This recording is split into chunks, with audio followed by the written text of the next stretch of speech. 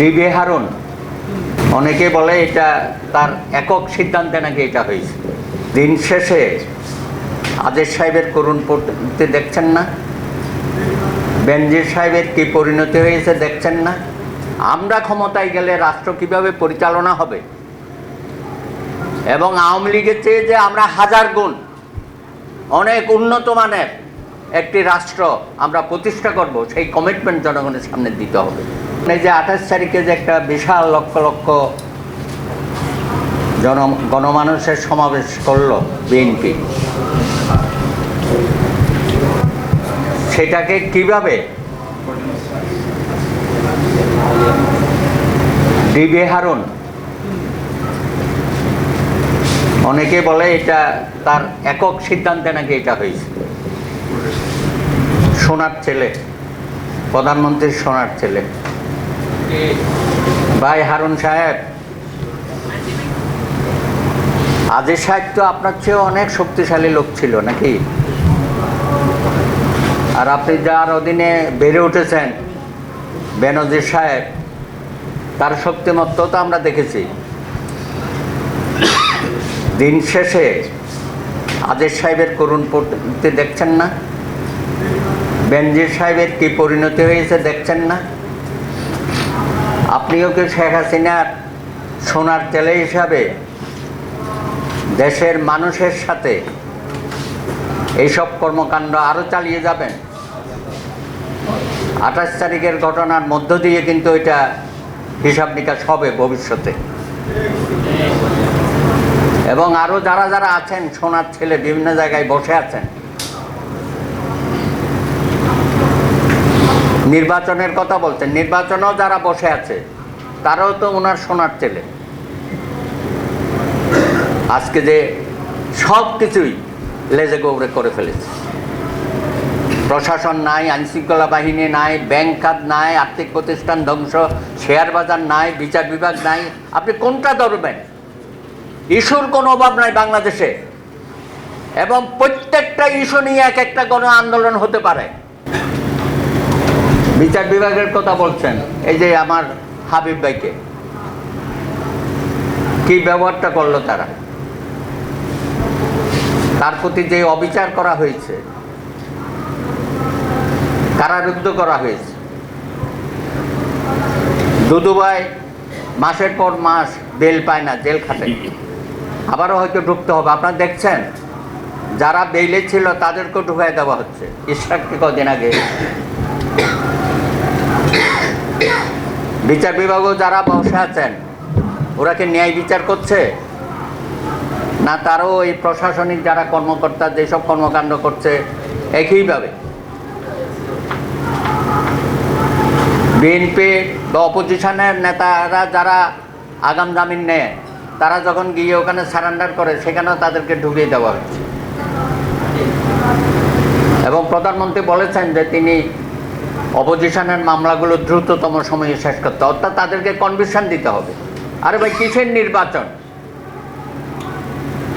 আপনি শুধু মুখ দিয়ে একবার বলবেন যে বিএনপি সহ অন্যরা নির্বাচনে যাবে, তারপর অবস্থাটা কি হয় দেখেন। ওই যে আরেকটা খেলা খেলছে না, যে আমরা তো তখন বলেছিলাম অপোজিশন থেকে যে আপনি প্রতীক দিয়েন না, দেশটাকে তো এমনি বিভাজিত করে রেখেছেন, প্রতীক দিয়ে এখন ঘরে ঘরে সমস্যার সৃষ্টি করেছেন, গ্রামে গঞ্জে। আবার একটা থামসা করলেন যে না, আমি প্রতীক দিচ্ছি না। আপনি তো আইনও বাতিল করেন নাই, আইনটা বাতিল না করে বলছে যে আমি প্রতীক দেব না। এটা তো একটা অন্যায়। তারপরে তো আমি তুমি দামি নির্বাচন একবার যে শুরু হয়েছে, এখান থেকে তো জাতিকে আর আপনি বের করতে পারবেন না। আওয়ামী লীগের মতো একটা রাজনৈতিক দল কোন পর্যায়ে নেমে গেছে, আমি তো মনে করি এই আওয়ামী লীগ আর কোনো দিন দাঁড়াতে পারবে না। এখন আমরা অপোজিশন না, আমরা কি করব? আওয়ামী লীগের কাজ আওয়ামী লীগ করেছে, দেশকে ধ্বংস করেছে, ব্যর্থ রাষ্ট্রে পরিণত করেছে, সমস্ত প্রতিষ্ঠানগুলো ধ্বংস করে দিয়েছে। সেই ধ্বংসের মধ্য থেকে আমরা দাঁড়িয়ে আছি। তার পতন অনিবার্য। আজকে হোক কালকে হোক শেখ হাসিনাকে যেতে হবে, এই সরকারকে যেতে হবে। কিন্তু যাওয়ার আগে আমরা দেশের মানুষ, আমাদের তো রাজনৈতিক সিদ্ধান্ত নিতে হবে। এবং আজকে অপোজিশনের পক্ষ থেকে 31 দফা দিয়েছে। গত আন্দোলনের সময় কিন্তু আমরা বেশি বেশি হাসিনার পতনের কথা বলেছি, কিন্তু আমাদের কর্মসূচি কিন্তু আমরা জনগণের সামনে উপস্থাপন করতে পারিনি। আমরা ভোট বর্জনের কথা বলেছি, আমাদের আন্দোলন সফল হয়েছে। 5%, 10%-এর ভোট জাতীয় নির্বাচনে পড়ে না। আর এখন তো দেখেন সরকারই স্বীকার করতেছে ভোটের খরা, এক এক সময় এক কথা বলতেছে। সুতরাং সেই দিক থেকে আমাদের আন্দোলন ব্যর্থ হয় না। আমি বলবো এটা একটা নীরব বিপ্লব বাংলাদেশে আমরা সৃষ্টি করতে পেরেছি এবং জনগণ সেই আন্দোলনে সাড়া দিয়েছে। এখন জনগণের সামনে আমাদের কর্মসূচিগুলো নিয়ে যেতে হবে। অত্যন্ত আমি মনে করি যে 31 দফা যে কর্মসূচি অপোজিশনের পক্ষে দেওয়া হয়েছে, এটা ঘরে ঘরে পৌঁছাতে হবে। যেখানে আমরা বলছি যে আমাদের এখন জাতীয় ঐক্য দরকার।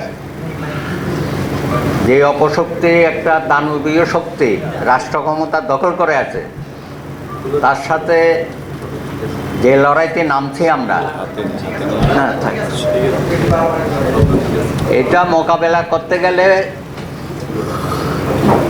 ঐক্যের কোনো বিকল্প নাই। সেটা আমরা সবাই স্বীকার করছি, মানছি। এবং যেসব কর্মসূচি দেওয়া হচ্ছে বা সামনে যেগুলো আসবে, ঐক্যবদ্ধভাবে আমাদের সেই কর্মসূচিগুলো সফল করতে হবে। সুতরাং আগামী দিনের আন্দোলন হবে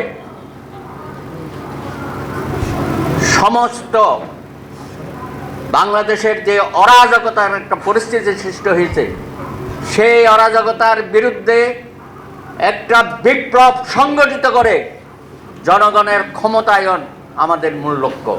সেই লক্ষ্যে লেবার পার্টি সহ আমরা সকল রাজনৈতিক দল ঐক্যবদ্ধভাবে আমরা জনগণকে সংগঠিত করে আবার রাজপথে নামবো, রাজপথ কাঁপাবো, হাসিনার পতন অনিবার্য করে ছাড়বো।